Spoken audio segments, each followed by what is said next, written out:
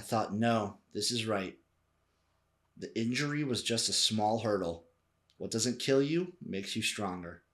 This is supposed to be a part of my journey. Powerful words from Luis Perez. With UFL Week 2 in our rear view, it is my responsibility to give you the recap of recaps. I'm UFL Jim. We have a very special episode for you this week. We have Investigator Jim. We have takes. It's going to be a fun one. Let's go. It's all about me. It's the UFL show with UFL Jim, your one-stop shop for all things United Football League. We have a sexual Cheers to you. tension. We have Not the the show. heat. We have the power. We have the news. It's all here on the UFL show with UFL Jim. Taking a look at Week 2 of the United Football League as a whole, there's a couple things that I want to highlight. Number one, the crowds. They sounded great. The crowd sizes were a little bit better. Overall, of course, the numbers are going to be boosted just by the fact that you have St. Louis in the lineup at home. But DC sounded great. Arlington sounded great. St. Louis obviously sounded great. And Michigan sounded great. This was a very good vibe weekend that we needed in the UFL community.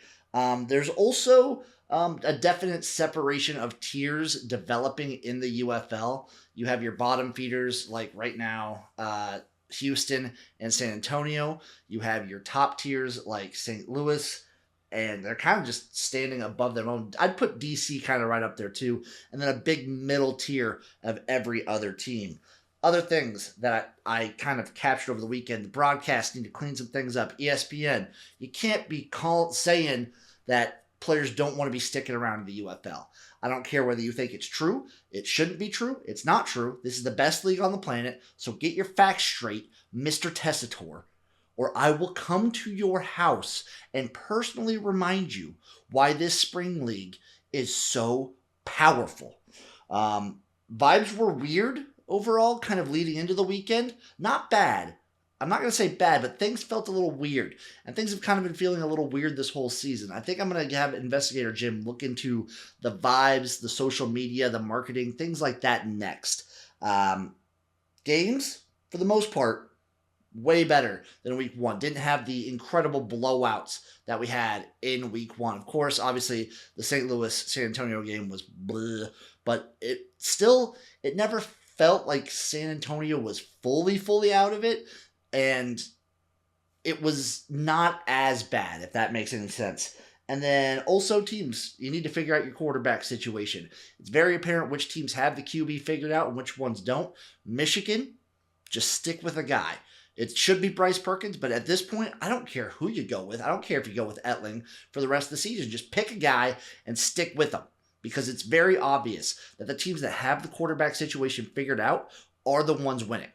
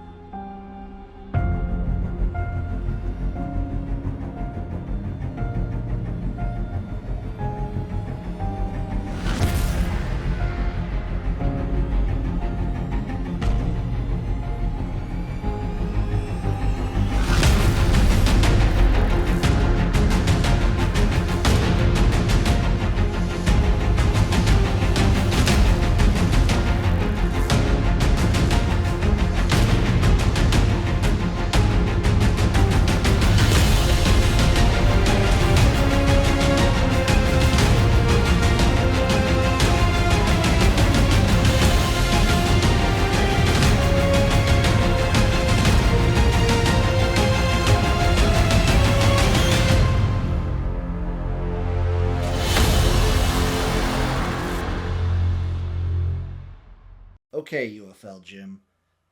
I did a lot of research here. I've been on stakeout for a while, and I've been looking in to Mr. Wisenhunt. His whole deal. That whole week he was gone. Now, he was only gone 1 week. He was only gone opening week of the UFL. So what happened? 3/24/25, he steps down. 3/31/25, he comes back. He's out for 1 week. He gives personal reasons for why he is out. Perhaps it's personnel reasons. Maybe there's some secret formula he's kind of dialing up with the roster that we're not privy to just yet. But that's not why I think he's gone. His head coaching record, if you take a look at it, overall, 48 wins, 71 losses. You get that, it's negative 23. The Showboats record as a franchise in the modern history is 7-13, which gives you negative 4. Put those together, you get negative 27. Now, Wise in the hunt for more time.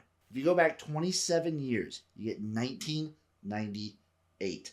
Stone Cold Steve Austin, in this time, won his first WWF heavyweight title at WrestleMania this year in 1998.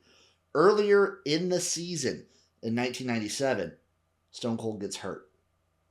Ken Wisenhunt, who looks very, very similar to Stone Cold Steve Austin, takes his place because he knows that Stone Cold is not up to the task of defeating the Heartbreak Kid in WrestleMania. And he knows that in order to protect our timeline, Stone Cold has to win this match. This is a whole battleground situation going on the timeline. So Ken takes over the position.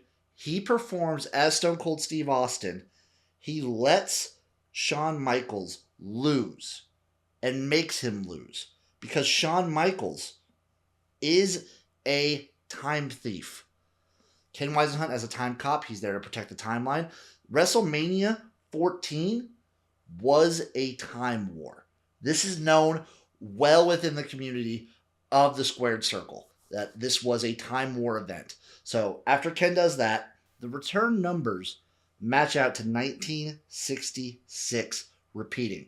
So we go back to the year 1966, which is the start of the Cultural Revolution in China. Is Ken trying to tell us that he knows that Mao Zedong is a crime time lord or a time crime lord? I think he is trying to tell us that he will use the People's Revolution to get the Memphis Showboats a winning record in 2025, perhaps even to the playoffs.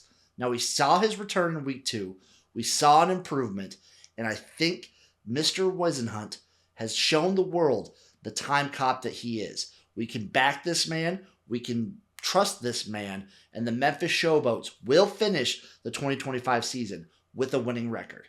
Thank you, Jim. Game number 1, we had the Birmingham Stallions taking on the Michigan Panthers, with the Stallions getting the win 21-12. This was the Matt Corral show because Alex Magoo, sadly, first play of the game, goes out, gets hurt. He says he can go back in, but Skip Holtz, being the smart man that he is, decides to hold him back, knowing that they can win without him. Corral's done this before. We've seen it plenty of times. It looks like they didn't even need Magoo. It was fine. It was fine for the Stallions here. The mental blocks that the Michigan Panthers seem to have in place every time they play the Stallions need to be studied. This team, no matter how good they look, every other game of the season falls apart the second they step on the field with the Birmingham Stallions. They almost did it in the USFL Championship game last year, but it just they seemingly trip over themselves in ways to lose to the Stallions. And just for the love of God, stop with Danny Etling, please. Everyone sees it. Bryce Perkins versus Danny Etling is not a contest. Bryce Perkins is the guy that gives you the best shot to win, so put him in and start winning. Danny Etling is a fine quarterback. He's a good backup, but Bryce Perkins is your guy, and you need to understand this already. Like, it's week 3. We can't be seeing it in week 3. We cannot be seeing 2 quarterbacks get play for the Michigan Panthers in week 3. Panthers, they were buried early in this one. They tried to claw their way back, but never really could. It was a special teams clinic from the Stallions. That was the big deciding factor for me, was the special teams. Like, Birmingham had great field position almost every drive.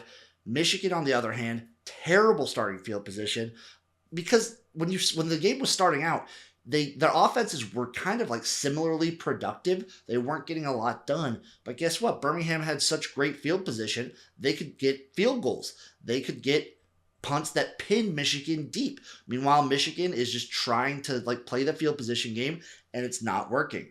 The Stallions, they averaged 30.5 yards per kick return and 17.3 per punt return. That's so much better, and it helped them so much this entire game. Turnovers, absolutely brutal for the Panthers. An early one that's awful, and then it was just killer. Their turnovers were killer. For the Birmingham Stallions, their turnovers, a little bit survivable. So the big takeaway is I felt like both these teams were very evenly matched, but special teams and turnovers were the deciding factor to get the Stallions the win. Game number 2, we had the Memphis Showboats taking on the DC Defenders, with the Defenders winning 17-12. Always good for the Defenders to win a clunker. This game was awesome. This was my best game of the weekend. It was a back and forth affair, low scoring, kick fest.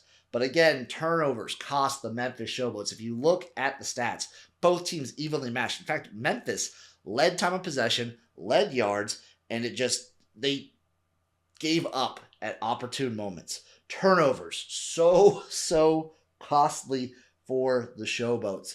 The opening drive was awful. They couldn't get out of their own way. The offense overall did look better, though. It did look better. My whole thought process while watching this one is whoever got the first actual touchdown was going to win the game. DC gets the touchdown first, they win the game. Look who's right again. You listen to me when you hear people talking about the UFL. Not a blitz-happy affair for DC. Everyone after week 1 expected to see blitz after blitz after blitz after blitz, and we didn't. So I was a little confusing because Memphis was kind of doing what they want on offense for a good chunk of it. But, another thing for the Showboats, the timeouts were crucial. They had so many unforced uses of timeouts where they're just trying to, avoid a delay of game penalty. And it killed them. Absolutely killed them. So the two things that really cost Memphis in this game, clock management and turnovers. It hurts. I know it hurts. Memphis is right there. They look like they're competing. They look like they can take that next step. They just need to. Maybe with more time, maybe with Ken back in the system, everything goes right. But they're just right there. They're so close. For DC, always good to win a clunker. They did not perform great. The offense was a little clunky moving out. Defense, for the most part, looked really good. But if you can play to this level, if you play down to your opponent and you still come out with a win, that's great for the Defenders. That's a good look for their season overall. Also, what is Sam Acho's outfit? What was he doing there? I loved it. It was awesome. But what are we doing, Sacho? Game number 3, we had the Houston Roughnecks taking on the Arlington Renegades, with the Renegades getting the win 11-9. And 9-11 is a very appropriate score for this game because this game was a disaster. Offense is looking blah, penalties all over the place.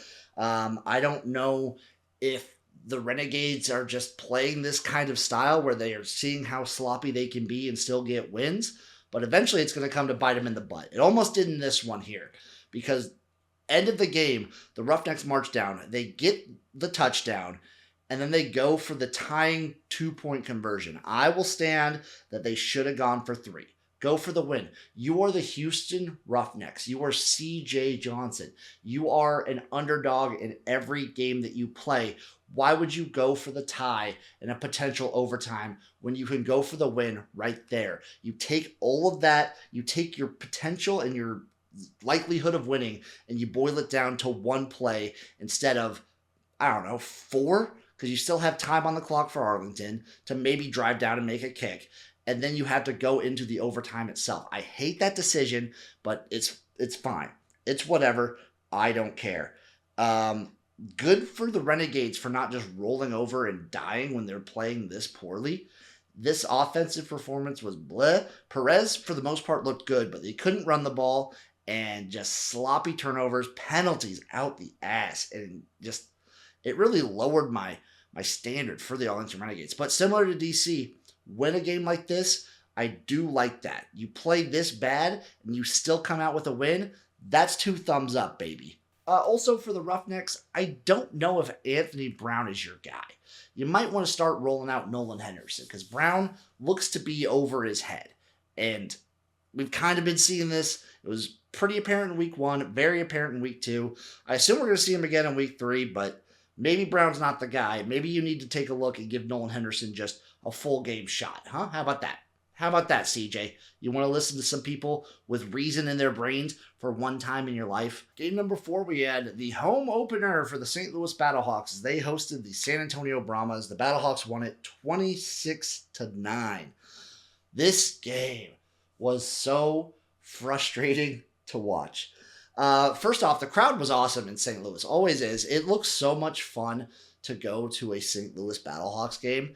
I would love to. I would love to go to a regular season St. Louis Battlehawks game. And I hope the best teams make it, but I think for vibes, it would be very, very fun if St. Louis is playing in the championship game because it would be going crazy. And plenty of people say that. Best team should make it. St. Louis shouldn't just walk their way in. And some people are going to be saying, little conspiracy action, I think the St. Louis Battlehawks are the UFL's Kansas City Chiefs.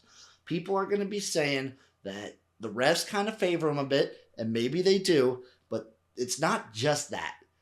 Every bounce seems to go their way. All the luck-based aspects seem to go their way. Teams seem to make uncharacteristic mistakes against them, and it just seems like there's a carpet being rolled out for the Battlehawks to waltz in and get a W. Brahmas, sloppy, sloppy, sloppy. They are the most penalized team in the league. For a Wade Phillips coach team, that is unacceptable. The defense was just letting St. Louis do almost anything it wanted for most of this game. The offense, oh my God, playing scared, playing stiff. Kellen Mond looks like he's seeing ghosts out there. Maybe he's not the guy. I don't know if Jarrett Garrettano is that much better, but you gotta kind of think about things a little bit. The quarterback play is really hampering San Antonio here. And I'm not going to put it all on Mond because it's not all his fault. The offense as a whole, the offensive line, drops, play calling at some aspects of it, everything was very disappointing for San Antonio. They were just flat this whole damn game. It was very hard to watch. It felt like at 9 points that the Battlehawks were just going to walk away with it. It felt like San Antonio could do nothing to stop them. And it was hard. It was very, very hard to watch. Shout out Anthony Beck, by the way, for nailing his super challenges. He got that down point. Wade also called out Dean Blandino. Love to see that in the league. Love a little bad blood between a head coach and the rules master that is Dean Blandino. Also, very on point this game were Wade's nips. It was hot. It was real good to look. He's got some puffy chesticles going on there, and I am a fan. So, San Antonio, clean your shit up. St. Louis, separating themselves here. So, keep doing what you're doing, Battlehawks. That'll bring us to my Week 2 United Football League Power Rankings at number 8.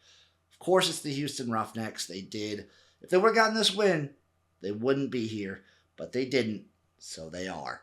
At number 7 is the San Antonio Brahmas. What a fall from making it to the UFL championship game a year ago to now being the second worst team only to the Houston Roughnecks. They look embarrassing. They look flat. They look just disgusting. And they are my most disappointing team of 2025. At number 6, it's the Memphis Showboats. Climbing up, they're looking good, but the teams above them, you can't put Memphis above Michigan or Birmingham. You can't. You just flat out can't. They're 0-2. They're the top 0-2 team, but they're still 0-2. At number 5, it's the Michigan Panthers. This team, I don't know what it is about when they play Birmingham, but they got embarrassed. They did not look good. And even the defense at points was just kind of looking eh. At number 4, though, it is your Birmingham Stallions. Look at that rise. This team looked way more clean in week 2, and maybe there's a quarterback controversy. Maybe. I assume it's going to be Alex Magoo getting the start in week 3, but hey, Corral looks pretty good. I wonder if he gets a full week of first-team reps, what he could do. At number 3, it is the Arlington Renegades. Just out of all the 2-0 teams, they are by far the sloppiest right now. They're letting teams hang around, And you can't have a performance like that against the Houston Roughnecks. At number 2, it's the DC Defenders. Similarly, they let Memphis hang around in that one, and just the offense still isn't super productive from what we want to see. So I worry about that when they get into a very tight contest with the team. At number 1, it is the St. Louis Battlehawks. 2 dominant performances, 2 mid teams. Let's see how they do it in week 3, but for now, they sit atop the throne in the UFL. Now, as we turn the page from week 2 of the UFL, there's a couple 3 things that I want to express to all UFL, spring football, ball fans. Number 1, the season is young, but it goes so fast. If you would have told me that it's already week 3, I would have slapped you in the face and punched you in the stomach. There's no shot that in 2 weeks we are halfway through the regular season. It goes so fast. So just hold on. Hold on with all of your heart, with all of your might, because before you know it, you're going to blink and the UFL will be done. It's a wild ride. It's a fun ride, but it's a fast ride. So just live in the moment. Take more positives than negatives out of every week if you can, because the season really isn't that long, folks. Number 2, the UFL needs better marketing, better social media, better everything. People will say it's because the teams aren't in the communities themselves, and I think that plays a huge factor of it. And I know I'm being negative here, but I got to get it out. They need to do better on social media. They need to do better marketing, because it felt like they had such stronger marketing even back in 2023.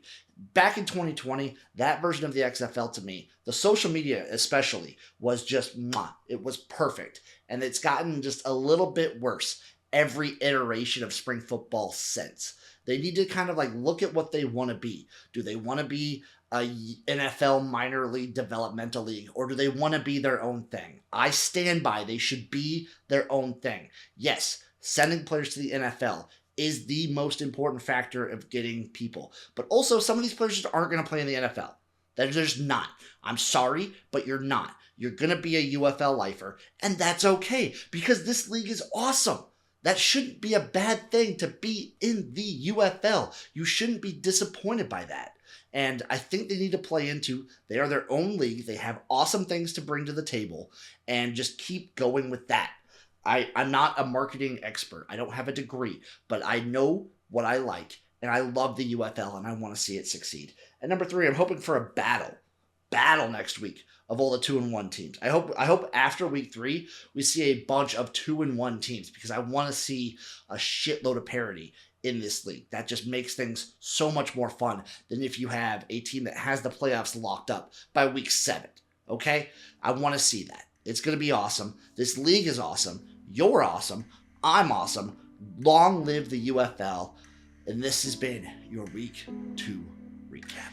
Now, I